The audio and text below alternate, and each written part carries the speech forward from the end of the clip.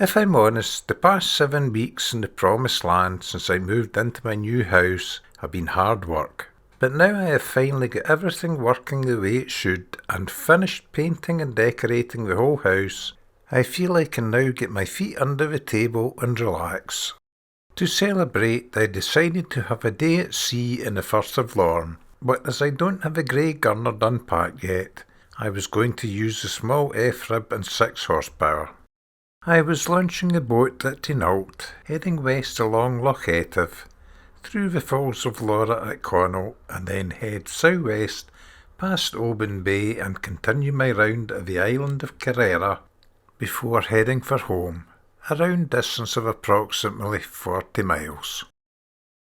It was 8:30 and the high tide when I set up the boat at Kelly's Pier on a lovely windless day. Apart from the local ducks, I had the whole beach to myself.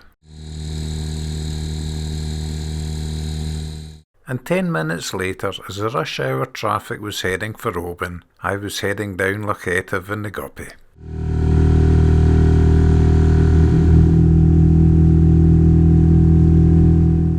And yes, I was full of the joys of spring with not a care in the world, because I now live in the promised land.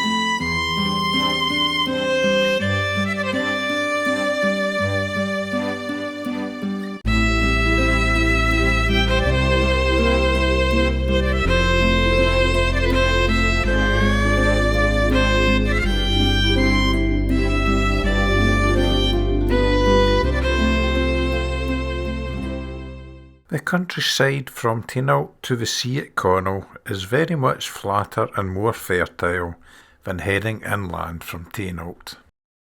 Of course, I have to navigate the Falls of Laura to get to the sea.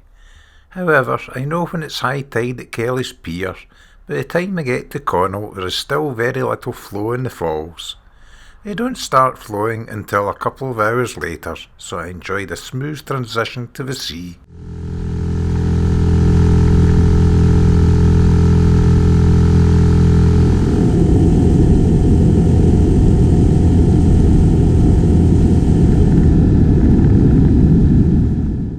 A nosy at Dunstaffnage Marina before going into the Firth of Lorne through the gap between Dunstaffnage and Elan Moor.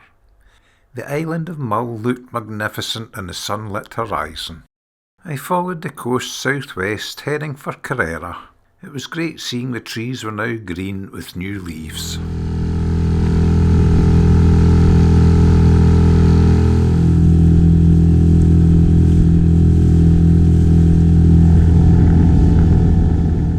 The farther south I went, the more ominous the heavy clouds looked as they blocked the spring sunshine. I prayed it was not going to start raining.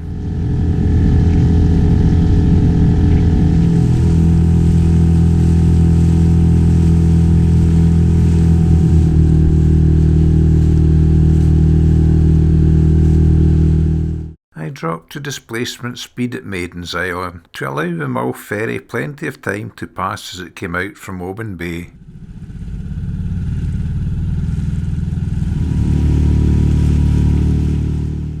It was on its way to Craignewer and Mull, where the sun still shone. I took my time crossing its wake, and not long later I was at the island of Kerrera.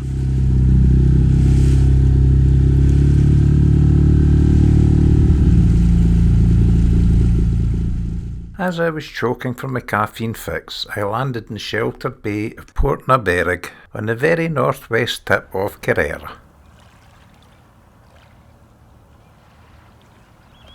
As I slurped my coffee in this very peaceful place, I admired the lovely views.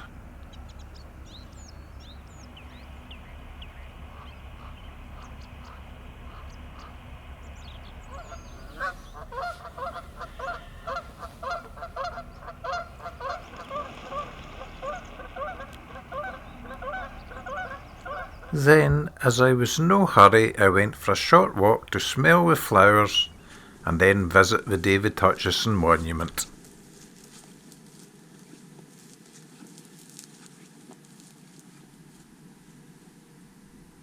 David Hutchison was a businessman who ran ships between the Scottish Islands, and the company later became known as Caledonian MacBrayne. I headed back to the boat and made my way ever southwards, carefully avoiding the rocky reefs now exposed by the falling tide. It's at times like this, close inshore exploring, that the depth sounder is worth its weight in gold.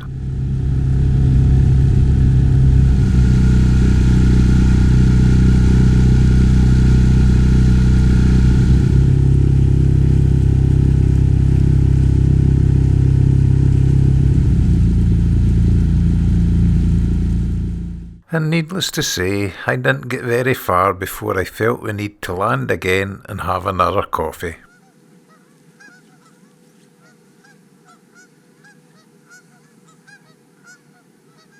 I was going to have another walkabout on Elan Nungamna, but there aren't many geese and worried-looking seagulls, and because it was nesting season, I decided to head back to the boat. And I'm pretty sure these two Canadian geese thanked me for leaving them in peace.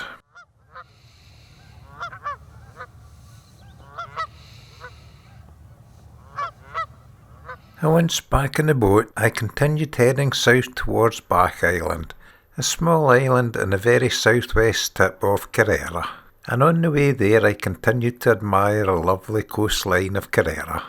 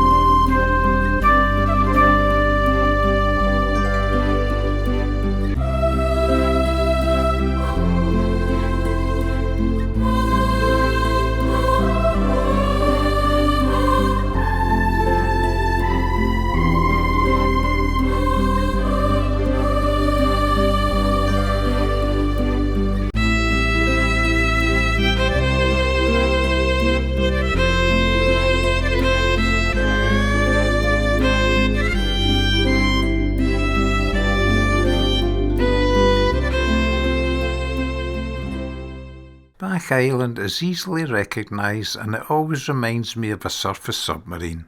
It can be quite tidal at the southern end of Kerrera for a 2.75 metre boat, but it was no problem on such a calm day.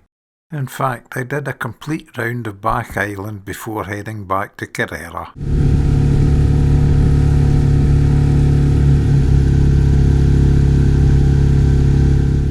Where I then made my way slowly along the south coast towards Skyland Castle.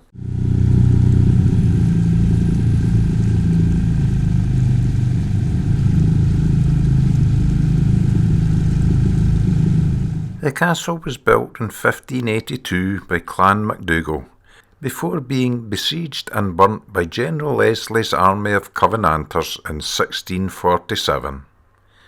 Now restored in 2006 by Historic Scotland and members of the Clan MacDougall family, it's open to the public.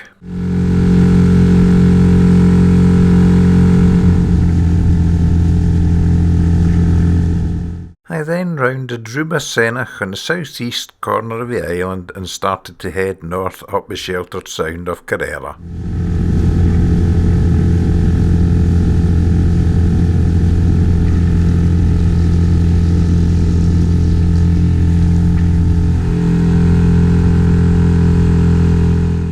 didn't spend too much time exploring this side of the island as the rain started, but it stopped again as I reached Oban Bay, completing my circumnavigation of the island of Kerrera. I was initially going to wait an hour or so to let the Falls of Laura settle, as it would have been in full flow, but I soon got bored and decided to go for it anyway. It was a neap tide, so not much of a challenge with a small boat and 6 horsepower, and I ploughed my way through it with no issues.